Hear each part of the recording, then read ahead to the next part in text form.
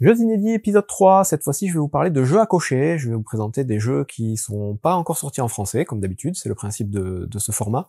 Je vais vous en présenter 10 qui me paraissent tout à fait intéressants et qui mériteraient un peu plus de visibilité et une sortie française éventuelle. Mais avant ça, je reviens rapidement sur l'épisode précédent, l'épisode 2, où vous avez parlé de jeux de cartes, inédits en France, pour vous dire que le fameux Squirrel the Card Game, un jeu que je présente depuis un petit moment sur la chaîne, que je trouve plutôt cool, a enfin trouvé une édition française et même multilangue avec une réédition. Ça va s'appeler Clear 4 ou Clear 4 si vous voulez.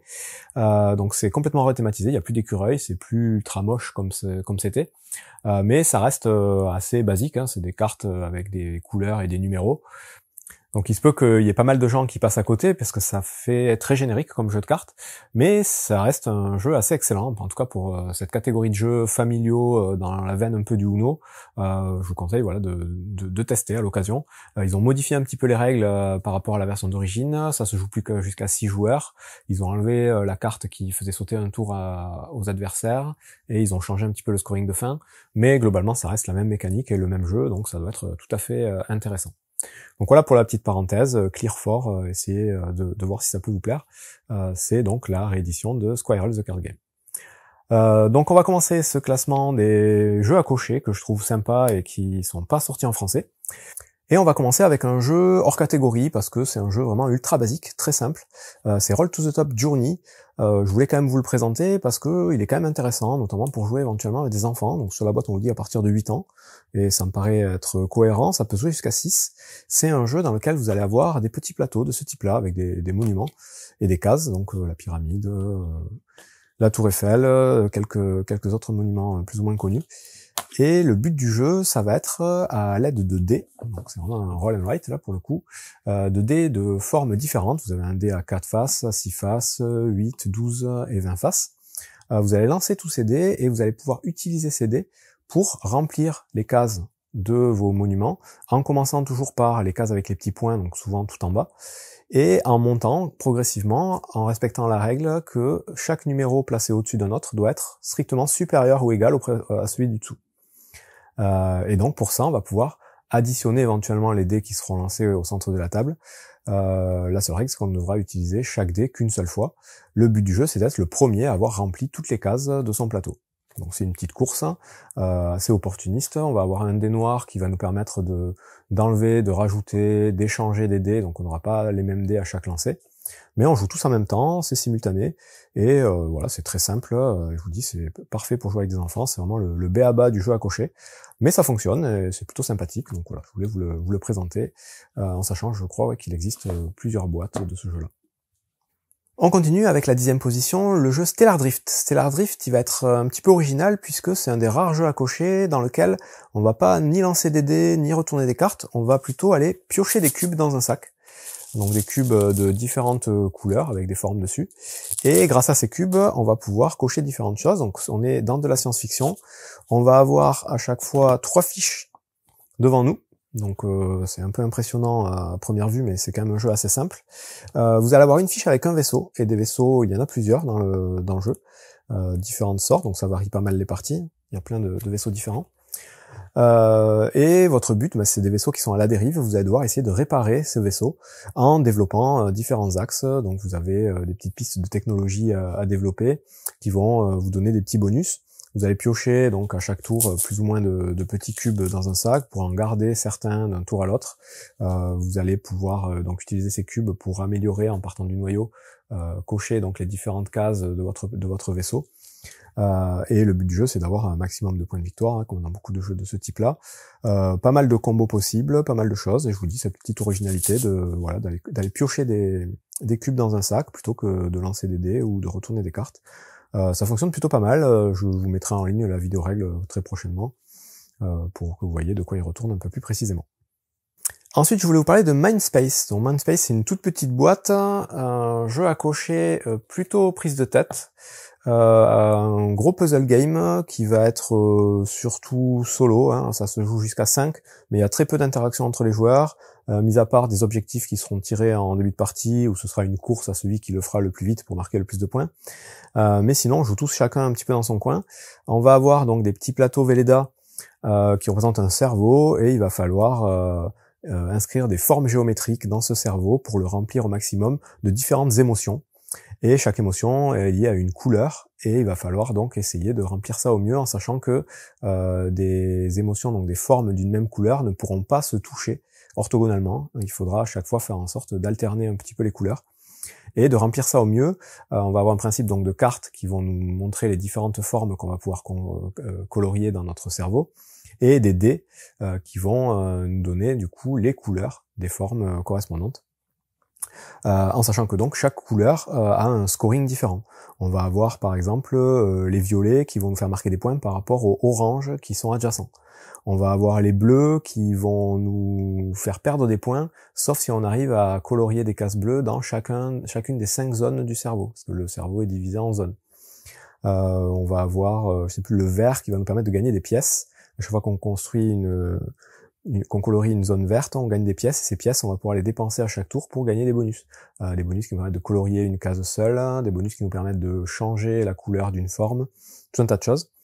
Et donc à la fin de la partie, on va avoir donc des objectifs, comme je vous disais. À la fin de la partie, on va marquer des points par zone entièrement coloriée.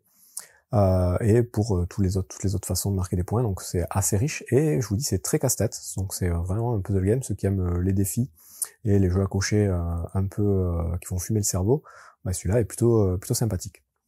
Les parties sont assez rapides, je vous dis ça se joue très très bien en solo, et en multijoueur l'intérêt est assez limité, mais ça se joue aussi jusqu'à 5. French Quarter ensuite, c'est un jeu de Matt Riddle et Ben Pinchback, aidé ici par Adam Hill. Je vous cite ces auteurs parce que ce sont des auteurs qui se sont spécialisés un petit peu dans les jeux à cocher experts. Ils ont sorti à ce jour 4 jeux qui sont tous plutôt excellents.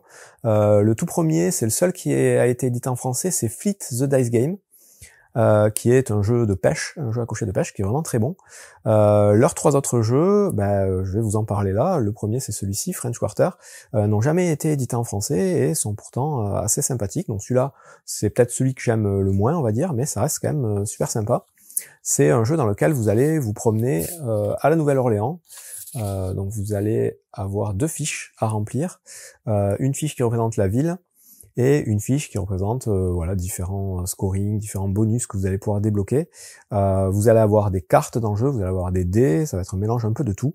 Votre but, ça va être de vous promener donc tout autour des rues de la ville, autour des bâtiments, d'inscrire des valeurs dans ces bâtiments et de débloquer différents bonus. Le but, c'est de visiter, de participer au plus d'attractions possible pour marquer un maximum de points en fin de partie. Donc je vais pas rentrer dans les détails, je vous dis c'est un jeu plutôt expert où il y a pas mal de règles, mais vous avez la vidéo règles en détail sur la chaîne si ça vous intéresse. Sachez en tout cas que si vous aimez les jeux à cocher un peu costauds où il y a pas mal de possibilités de combos et de possibilités pour marquer les points, celui-là est plutôt pas mal dans son genre. Ensuite, on a Merchants of Magic. Celui-ci, c'est un jeu qui se passe dans l'univers de Set Watch, pour ceux qui connaissent, qui est aussi un jeu de société. C'est un jeu où vous allez jouer un marchand et vous allez essayer de créer des armures, des armes, des enchantements pour des aventuriers qui vont venir dans votre boutique. L'originalité de ce jeu, c'est que vous allez avoir donc des cartes qui sont des sortes de missions à accomplir, qui vont passer devant vous et qui vont tourner entre les joueurs. Et il va falloir essayer de satisfaire, donc ce sont les demandes des clients, en fait, de satisfaire ces demandes avant les autres pour marquer un maximum de points. La fiche de jeu, elle se présente comme ceci. Vous allez avoir dans le jeu des dés, donc là c'est vraiment un roll and write, 4 dés exactement, un dé à 6 faces, un dé à 8 faces, un dé à 10 faces et un dé à 12 faces, de couleurs différentes. Vous allez à chaque tour lancer ces dés et inscrire les valeurs qui sont inscrites dessus. Vous allez pouvoir utiliser 2 de ces dés pour essayer de construire différentes choses. Donc sur la gauche, vous avez tout ce qui concerne le crafting, donc la création d'objets, les armes, les armures, les accessoires, et sur la droite, la recherche pour tout ce qui concerne les enchantements, les charmes, ces différentes choses. En sachant que en débloquant donc ces différentes choses, vous allez pouvoir répondre aux cartes, aux commandes qui vont passer devant vous pour essayer de les scorer, et que vous pourrez scorer aussi des points là. Vous allez pouvoir aussi gagner des potions que vous allez pouvoir utiliser en tant que bonus. Enfin, il y a tout un tas de choses. Il y aura aussi des objectifs évidemment communs à tous les joueurs mis en place en début de partie. Et le principe donc de sélection de dés est assez particulier puisque on va pouvoir utiliser les valeurs de dés. Sur la partie gauche, ce sera à chaque fois la valeur supérieur ou égal au lancer de dés, la partie droite ce sera inférieur ou égal, et on choisira 2 dés pour entourer les valeurs. Quand on a toutes les valeurs entourées, on débloque l'objet correspondant. Donc voilà une mécanique un petit peu différente de d'habitude, mais ça fonctionne plutôt pas mal. Il y a un petit peu d'interaction puisqu'il faut regarder les cartes qui sont devant les autres joueurs, et l'univers est plutôt sympa. Le fait de jouer des petits marchands dans un univers d'Heroic Fantasy, ça fonctionne plutôt pas mal. Un peu plus thématique on va dire que d'autres jeux du genre. Donc voilà, Merchant of Magic, plutôt sympa. Il existe 2 extensions je crois à ce jour qui sont sorties, je les ai pas testées, qui rajoutent pas mal de choses aussi. Ensuite, je voulais vous parler de Draft and Write Records. Celui-là, c'est un jeu à cocher plutôt expert aussi, assez costaud, très thématique, dans lequel vous allez devoir créer un groupe de musique et gérer toutes les activités annexes à ce groupe, donc les tournées, les équipements, ce genre de choses. L'originalité de ce jeu, comme son nom l'indique, c'est un jeu de draft, donc vous allez avoir pour mécanique un draft de cartes. Vous allez avoir une main de cartes et vous choisirez des cartes que vous allez utiliser pour remplir au mieux votre fiche. Donc la fiche elle se présente comme ceci. Vous allez avoir au centre les différents membres de votre groupe. Vous allez avoir le chanteur, vous allez avoir des musiciens, vous allez avoir les techniciens, différentes choses. Ces cartes-là, quand vous les sélectionnerez, elles auront un système de couleurs qui va correspondre à l'harmonie en fait entre les personnages. Si vous arrivez à faire coïncider les couleurs, vous gagnerez des bonus qui vous feront marquer plus ou moins de points, vous débloqueront d'autres choses. Donc il y a beaucoup de combos à faire aussi dans ce jeu-là. Ensuite, vous avez une partie ici où vous allez pouvoir donc faire vos tournées, vous déplacer dans la ville pour faire vos différents concerts. Ici, ce seront donc les équipements que vous allez pouvoir essayer d'acquérir, l'organisation de votre planning, différentes choses, en sachant qu'on aura en plus des petites cartes d'objectifs qui vont changer à chaque tour. À chaque tour, il y aura des objectifs qu'on pourra essayer de remplir. Et voilà, tout un tas d'autres choses. Je rentre pas encore dans les détails, c'est un jeu assez complexe. Là aussi, vous trouverez la vidéo règle sur la chaîne pour plus de détails, mais en tout cas, voilà, celui-ci est assez original. Donc, on dit principe de draft pour sélectionner ses cartes, et après, on a un principe de couleur pour l'harmonie et beaucoup de choses et de bonus à remplir. Donc, un jeu vraiment intéressant pour si vous aimez les jeux à cocher un peu complexes. En 5e position, j'ai mis Pioneer Rails. Pioneer Rails, c'est un jeu à cocher dans le Far West, dans lequel vous êtes à la tête d'une entreprise de chemin de fer. Vous allez essayer de développer votre réseau de chemin de fer dans l'Ouest américain du mieux possible en passant par différents bâtiments pour activer différents bonus. Vous allez jouer, cette fois-ci c'est un flip and write avec des cartes de poker, donc de 10 à l'as. Vous allez à chaque tour donc dévoiler 3 cartes. Il y a le joueur qui dévoile les cartes qui en choisit une pour lui tout seul. Les autres joueurs pourront choisir parmi les cartes restantes. Et ces cartes-là, vous allez les utiliser pour vous constituer une main de poker dans un premier temps. C'est de faire la meilleure main de poker. Et dans un second temps, vous allez utiliser la couleur des cartes pour développer votre voie ferrée en traçant donc des traits sur des hexagones pour essayer d'aller passer le plus proche possible de certains bâtiments pour en activer les bonus. Et vous avez tout un tas de bâtiments et de bonus possibles. Vous allez pouvoir aller dans les mines récupérer des pièces, des pépites d'or. Vous allez pouvoir aller à la banque justement mettre vos pépites d'or. Vous allez pouvoir activer des forts pour gagner des points de victoire. Vous allez pouvoir clôturer des enclos pour le bétail pour marquer aussi des points. Et atteindre certaines villes pour avoir des petits bonus que vous pourrez déclencher à chaque tour. Tout ça avec, comme d'habitude, un système de cartes d'objectifs qu'il faudra être le premier à essayer d'atteindre pour marquer un maximum de points. Et donc un système de scoring lié à tous ces bâtiments que je vous présente pas en détail, mais qui fonctionne plutôt pas mal. Donc un jeu assez accessible, c'est pas un des plus complexes, mais il y a quand même pas mal de choses à penser, pas mal d'interactions possibles. Et ça en fait un très bon jeu à cocher aussi, qui n'est pas sorti encore en français. Il existe aussi pour celui-là plusieurs extensions. Moi j'ai que la boîte de base, et ça suffit déjà pas mal. Là pareil, la règle je l'ai pas encore faite, mais je vous la présenterai sur la chaîne prochainement sans problème. En 4e position, j'ai choisi le jeu Super Skill Pinball, la version Ramp It Up. C'est une des versions du jeu, puisque c'est une gamme de jeux qui a déjà plusieurs boîtes. Aucune n'est sortie en français, elles sont toutes en VO. C'est des jeux qui vont simuler des parties de flipper, en jeu à cocher, donc en roll and write, puisque là on va se servir d'un dé pour déterminer la valeur des choses qu'on va devoir cocher sur nos plateaux. Dans chaque boîte, il y a plusieurs plateaux possibles, donc dans celle-ci, il y a 4 plateaux différents. Vous avez par exemple ce plateau-là, le Gopher Gold. Si vous le retournez, vous en avez un autre, Top Speed. Il y en a encore 2 autres dans la boîte, et chaque plateau va avoir ses bonus, sa façon de jouer assez particulière, assez différente, donc ça crée vraiment beaucoup de rejouabilité et beaucoup de possibilités.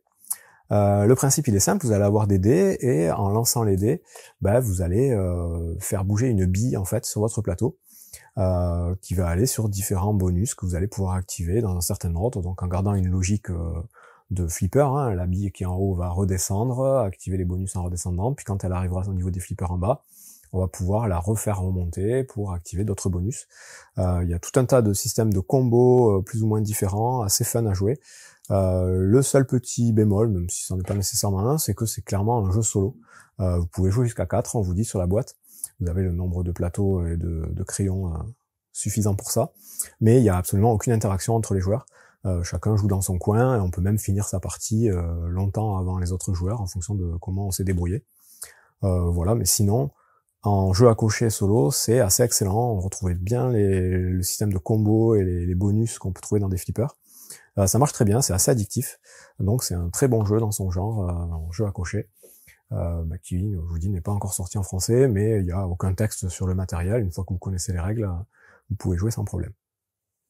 En 3e position, on retrouve nos amis Hill, Riddle et Pinchback, les auteurs de French Quarter et de Fleet's Dice Game, pour le jeu Motor City. Motor City qui est donc encore un jeu à cocher plutôt expert, peut-être même le plus complexe de ceux qu'ils ont pu créer, dans lequel vous allez gérer une concession automobile. Vous allez avoir donc une usine dans laquelle vous allez construire des voitures et tester des voitures. Donc vous aurez 2 fiches pour ce jeu. Vous allez devoir essayer de vendre des voitures, vous allez tester vos voitures, vous allez les faire tourner sur un circuit, vous allez les construire, vous allez faire de la recherche, vous allez faire tout un tas de choses, avec un principe donc de roll and write. Vous allez avoir des dés, vous allez avoir un plateau que j'ai pas sorti, que vous allez lancer un certain nombre de dés, les attribuer sur le plateau, ça vous donnera les actions que vous allez pouvoir faire à votre tour, et il va falloir optimiser tout ça au mieux pour cocher les cases dans les différents secteurs de vos fiches pour marquer un maximum de points de prestige avant la fin de la partie. Là encore, je ne vais pas rentrer dans le détail parce que ça prendrait trop de temps, mais sachez que c'est un excellent jeu à cocher expert, où tout va être important, il va falloir vraiment essayer de faire au mieux. Un petit peu d'interaction quand même là pour le choix des dés et des actions, mais comme beaucoup de jeux à cocher, c'est pas la chose la plus importante dans le jeu, c'est vraiment une question d'optimisation et de gestion. En seconde position, encore les mêmes auteurs, sans Adam Hill cette fois, avec Three Sisters, qui est le 2e jeu de ces auteurs-là et de cette gamme de jeux à cocher un peu experts, où cette fois-ci on va gérer un jardin, un verger, où on va planter tout un tas de choses, essayer d'optimiser au mieux notre scoring encore une fois, de mes préférés, donc je pense que c'est même celui que je préfère, à voir avec Fleet's Dice Game qui est très bien. Donc Fleet c'est sur la pêche, là c'est sur le jardin. Vous allez avoir des dés à lancer, vous allez avoir différentes actions à activer, donc vous allez pouvoir planter des choses, arroser certaines parcelles pour faire pousser les choses que vous aurez plantées, vous allez pouvoir récolter du miel, vous allez pouvoir débloquer des outils ici qui vont vous donner des bonus particuliers, ensuite vous allez pouvoir vendre des marchandises que vous allez récolter tout au long de la partie, et tout ça vient comboter les uns avec les autres. Vous avez tout un tas de bonus possibles. Pareil, je rentre pas dans les détails encore une fois, la règle est aussi sur la chaîne, mais c'est un de mes jeux à cocher experts préférés. Donc voilà, celui-ci, encore une fois, il n'est pas sorti en français, je comprends pas bien pourquoi, parce que ça aurait, je pense, son petit succès. Enfin, en première position, j'ai choisi de vous parler du jeu Natsumemo. Natsumemo, c'est un jeu japonais sorti en 2019, qui n'a été édité que au Japon, en Corée, et je crois qu'il y a une édition italienne, mais j'ai jamais trouvé, jamais vu passer. Un jeu qui n'est pas nécessairement le meilleur de tout ce que j'ai présenté, mais clairement le plus original et le plus feel good, le plus sympathique à jouer. Donc le jeu de base vient pas avec ça, c'est quelque chose que certains ont créé justement pour rendre le jeu plus accessible. Le jeu à la base c'est ça, donc c'est plutôt austère, hein, ça c'est pas très sympathique comme fiche à cocher, en noir et blanc, très minimaliste. Par contre les cartes sont un peu plus sympas, on va avoir des petites illustrations. Et donc là le thème, c'est ce qui rend le jeu sympa, c'est que vous allez jouer des enfants pendant les grandes vacances scolaires au Japon, et votre but ça va être de passer les meilleures vacances en planifiant différentes activités tout au long de 4 semaines. des activités que vous allez pouvoir faire avec les autres joueurs autour de la table. Et donc vous allez avoir un principe de parité garçon-fille, vous allez avoir un principe d'amitié entre les différents personnages autour de la table en fonction du nombre d'activités que vous allez faire avec eux. Vous allez débloquer différents bonus en fonction des activités auxquelles vous allez participer, et donc il y a beaucoup d'interactions dans ce jeu, puisque le principe c'est que à chaque tour on va tirer une activité et on va devoir décider à quel endroit ou quand dans la semaine on va vouloir faire cette activité et demander aux autres joueurs s'ils veulent participer à cette activité avec nous. Et donc c'est des activités, voilà, construire une base secrète, aller visiter ses grands-parents, aller à la piscine, jouer aux jeux vidéo, faire du shopping. Et en fonction de ces activités, on va avoir plus ou moins de points en fonction des gens qui participent avec nous et de différentes choses. On va pouvoir lancer les dés éventuellement qui vont nous faire gagner des points de différentes façons. Donc très original, très fun, très interactif pour une fois. Donc c'est un des rares jeux à cocher où il y a beaucoup d'interactions puisque vraiment on joue avec les autres joueurs. Ça a son importance. Et pas mal de contraintes aussi, puisque on va devoir faire des activités, ça va nous faire gagner des points, mais on va aussi devoir faire ses devoirs. Il y a des jours où on pourra faire ses devoirs pour essayer de limiter le nombre de points qu'on va perdre en fin de partie, parce que si on n'a pas fait assez ses devoirs, on va perdre des points. Voilà, je rentre pas non plus dans les détails. Là aussi, j'ai fait une vidéo règle, et celui-là, il va être très clairement difficile à trouver. Il me semble avoir vu qu'il y avait une édition coréenne qui devrait sortir là en 2025. C'est listé en tout cas sur BGG. Ça peut peut-être lui redonner de la visibilité, mais c'est un jeu qui est passé complètement inaperçu, très difficile à trouver, que j'ai francisé de mon côté au niveau des cartes pour pouvoir y jouer, en trouvant aussi des aides qui avaient été faites par la communauté française sur BGG, pour rendre le jeu un peu plus attrayant, un peu plus sympa.